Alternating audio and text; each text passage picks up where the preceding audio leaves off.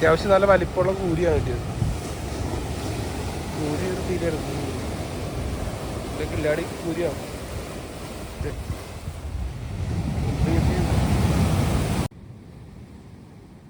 നമ്മളിന്ന് ബൈറ്റിട്ട് തിരണ്ടീനെ പിടിക്കാൻ വേണ്ടി വന്നിരിക്കുന്നു, കുഴിത്തിരണ്ടീനെ പിടിക്കാനായിട്ട്. അതിന് നമ്മൾ ചെമ്മീനാണ് ഇടണം. 13-ൻ്റെ ഒരു ഹുക്ക് ഇതുപോലെ തമ്മി മുട്ടാത്ത വിധത്തിൽ കെട്ടിയെടുക്കും. സാധാരണ കുഴിത്തിരണ്ടീനെ പിടിക്കാൻ വേണ്ടി വെയിറ്റ് കഴിഞ്ഞിട്ടാണ് നമ്മൾ തീറ്റ ഇടണം. പക്ഷെ നമ്മൾ കൂരീനെയും കൂടി ഉദ്ദേശിച്ചാണ് ഇടുന്നത്, അതുകൊണ്ടിട്ടാണ് ഇങ്ങനെ ഇട്ടിരിക്കുന്നത്.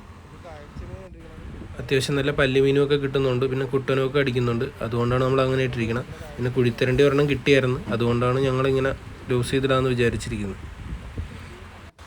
ഞങ്ങളൊരു 3 പേരാണ് പിടിക്കാൻ വേണ്ടി വന്നത്. ഞങ്ങൾക്ക് കുറച്ച് മുമ്പ് കിട്ടിയൊരു കുഴിത്തിരണ്ടിയാണിത്. ഇത് കുഴിത്തിരണ്ടി എന്നാണ് ഇതിന് പറയണത്. വലിയ തിരണ്ടിയുടെ കുഞ്ഞല്ല, നമ്മുടെ സാധാ കുഴിത്തിരണ്ടി എന്നും പറഞ്ഞ് ഇത്ര ഇത് വലുതാകത്തുള്ളൂ. ഈ മാസങ്ങളിൽ സാധാരണ ഇത് ഇങ്ങോട്ട് സൈഡിലോട്ട് വരും. ഇപ്പോഴും ജീവനുണ്ട്. ഞങ്ങൾ കുറച്ച് നേരം ഉള്ളു പിടിച്ചിട്ടിട്ട്.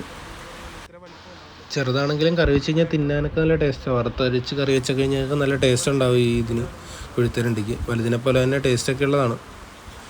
ഞങ്ങൾ പിടിക്കാൻ വേണ്ടി പോവുകയാണ്. ബൈറ്റ് കിട്ടിയ ഒരാൾ എറിയണം അങ്ങോട്ട്. 2-3 പേര് മൊത്തം വന്നു.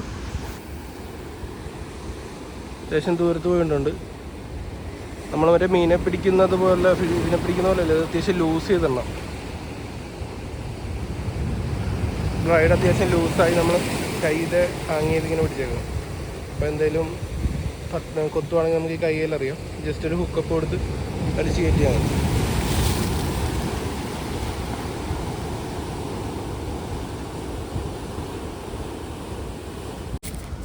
ഇതാണ് ഞങ്ങൾ യൂസ് ചെയ്യുന്ന ചെമ്മീൻ.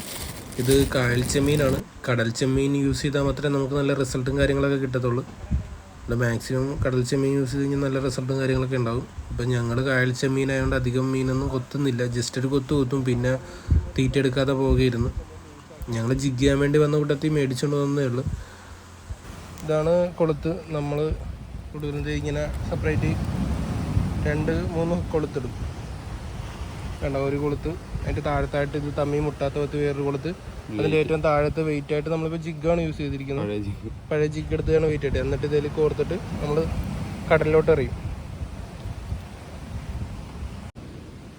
തുരണ്ടി ആയതുകൊണ്ട് നമ്മൾ കൂരി ആയതുകൊണ്ടാണ് പ്രശ്നം. ഇതാണെന്നുണ്ടെങ്കിൽ തേരണ്ടി ആണെന്നുണ്ടെങ്കിൽ നമ്മൾ ഇതുപോലെ ഹുക്കപ്പൊന്നും ചെയ്യേണ്ട കാര്യമില്ല, അതവിടെ ഹുക്കായി കിടക്കും.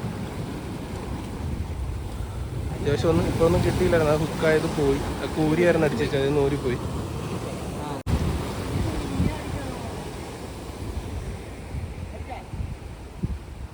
അടിച്ചാടാ പോയെന്നാണ് തോന്നണം. അത്യാവശ്യം നല്ല വലിപ്പമുള്ള കൂരിയാണ് കിട്ടിയത്. കൂരി ഒരു തീരെടുക്കും, കില്ലാടി കൂരിയാണ്.